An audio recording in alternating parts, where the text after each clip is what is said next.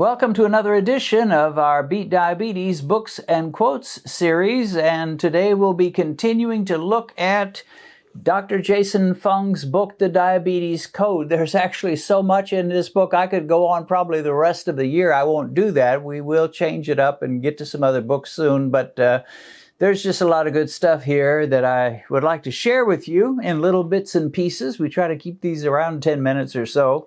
But if you looked at this book, my copy of this book, you'll see all kinds of red markings and circles and various things.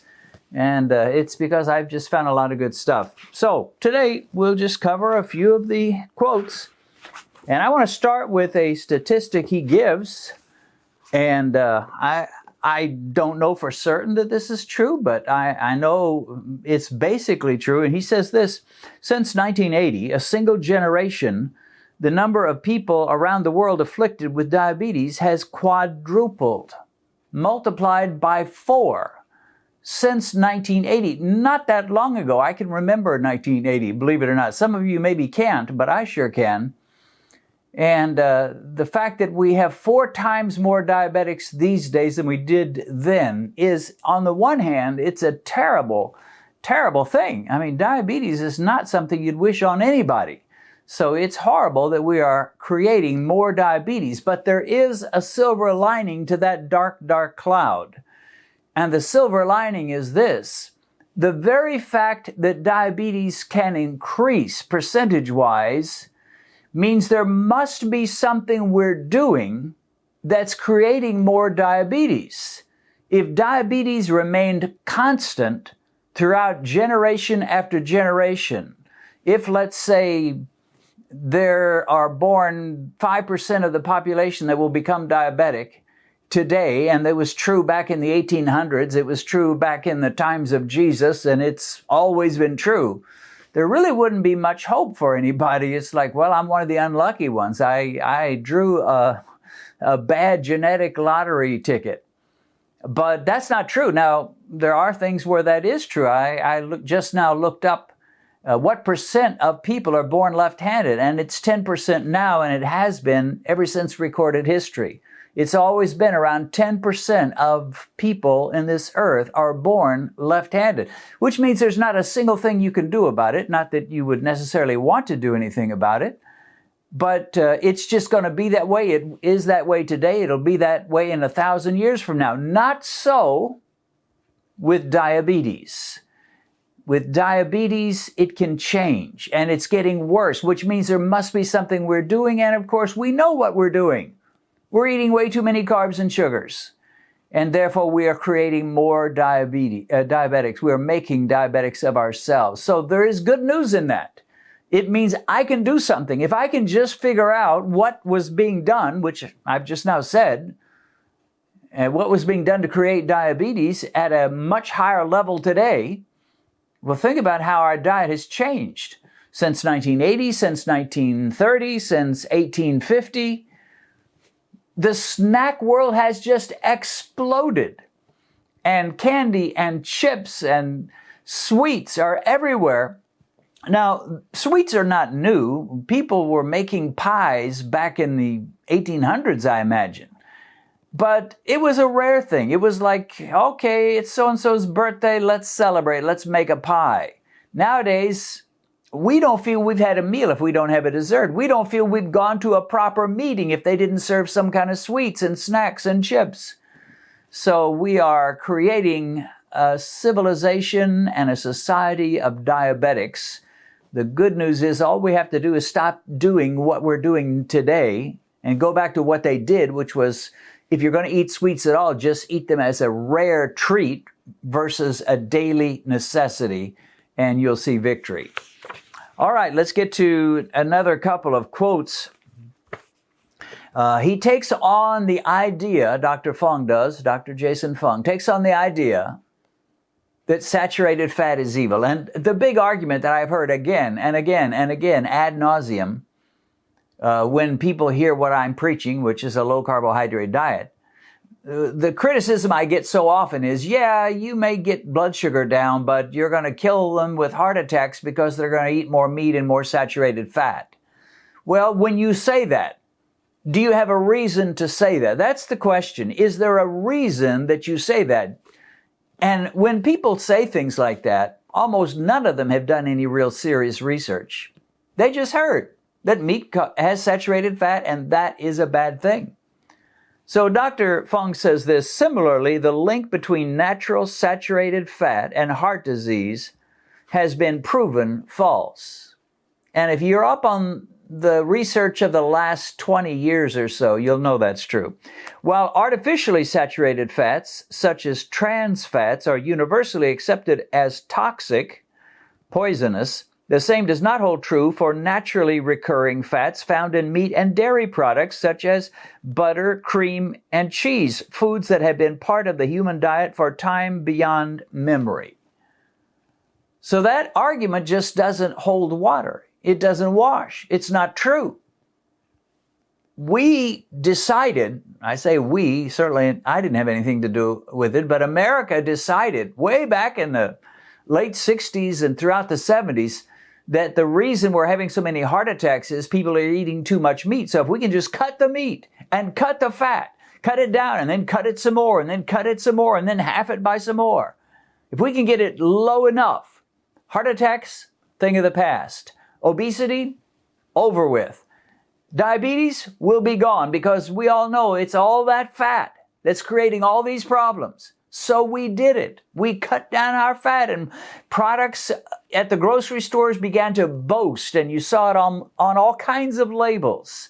Low fat, low fat, low fat, as though we're supposed to go, oh, wonderful, low fat. I can eat as much as I want. And of course, they put in extra sugar to make up for the lack of taste, because you take the fat out of a product, it has very little taste. So let's add some sugar. And as a result, we became more obese, more diabetic. There were more heart attacks, more strokes. Everything went south when we decided we had figured out the problem was too much fat. So again, Dr. Fung says, there's just no evidence to that natural healthy fats create problems with the heart or any other. And then one other quote we'll say, Dr. Fung says the 1980 dietary guidelines spawned the infamous food pyramid. That's worth repeating. That's a good sentence. The 1980 dietary guidelines that said keep your fat way, way low and eat lots of carbs, they spawned the infamous food pyramid, the lousy food pyramid, the dangerous food pyramid, the completely wrong food pyramid. You know, the one that says at the very bottom of your pyramid that what you should be eating more than anything else is lots of bread, lots of pasta, lots of starches, and everything will be fine. And it sure didn't work. He says the infamous food pyramid in all its counterfactual glory, without any scientific evidence, the formerly fattening carbohydrate was reborn as a healthy whole grain. The foods that form the base of the pyramid, foods we were told to eat every single day, included breads, pastas, and potatoes. These were the precise foods we had previously avoided in order to stay thin. They are also the precise foods that provoke the greatest rise in blood glucose and insulin. If your problem is high glucose, and that's true for every diabetic, your problem is high glucose. If you'd had low glucose, I wouldn't call you a diabetic. But when you have high glucose, they give you a name, and the name is diabetic. You are a diabetic. Why? My glucose is too high. So if you could figure out what makes glucose high, and you could somehow stop having your glucose be high and get it lower, guess what?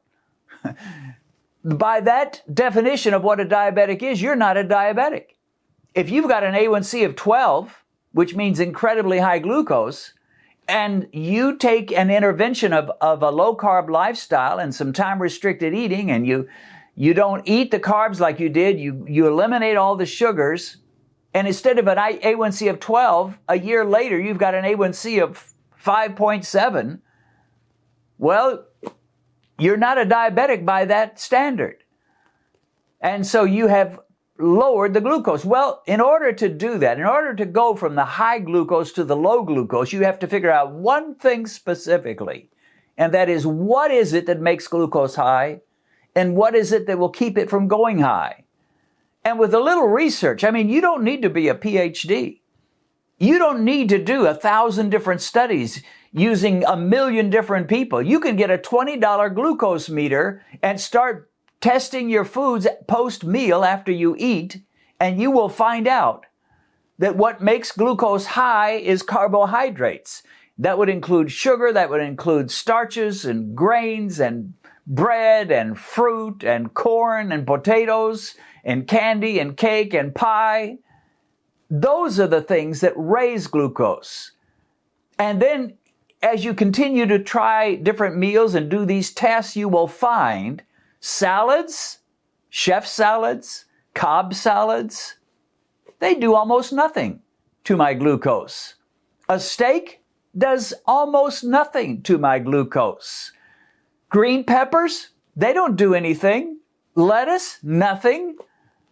Celery, nope. Nuts, well, they might raise it a little, but not much. And you can begin to discern and understand that certain foods raise it and some foods just leave it alone. And if you start gravitating toward the foods and the meals that don't do much, I won't say they don't raise it at all. They may raise it slightly, but no big spike. Guess what? Things get better. But back in the late 60s and 70s, and then finally the food pyramid that came out around 1980, they made a decision for you, not based on a glucometer, not based on any kind of tests about what raises blood sugar or not. They just decided, we decide, meat, nasty, bad, not good. Saturated fat of all kinds, even things like avocados, no good. And so they decided for you. And our world just gullibly followed along. Yes, Master. Whatever you say, Master. And we became diabetic. 4 times as many diabetics these days as there were back in 1980. And you can bet there were a lot more diabetics in 1980 than there were in 1940. And a lot more obesity, and a lot more strokes, and a lot more heart attacks.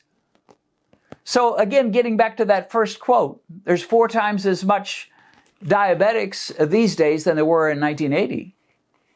There is some good news in that. All we have to do is say, what did we do since 1980 that has caused this problem? We know. I just explained it. You can do something about it, my friend, and that's good news to know there's things I can do. I'm not just a helpless pawn with the winds of fate and destiny swirling around me, pushing me into diabetes. I can make decisions that will affect the rest of my life for good or for bad. Make the right decisions and stop driving your glucose high. I want you to know that I have another YouTube channel. It's called by my name, Dennis Pollock, and on this channel, my wife Benedicta and I teach the basics of the Bible in a simple, user-friendly fashion. Normally, on Mondays, I post what I call a video devo, in which I take various Bible topics and share scriptures to help you understand the subject a little better. On Thursdays, I post Bible studies by Benedicta and me as we sit at our dining room table and discuss various portions of the scriptures. We cover book studies and Bible character studies. So catch me on Mondays sharing devotional talks, and Benedicta and me on Thursdays as we study the greatest book in the world, the Bible. Check in the description to find a link to our Bible teaching channel, which is called by my name, Dennis Pollock.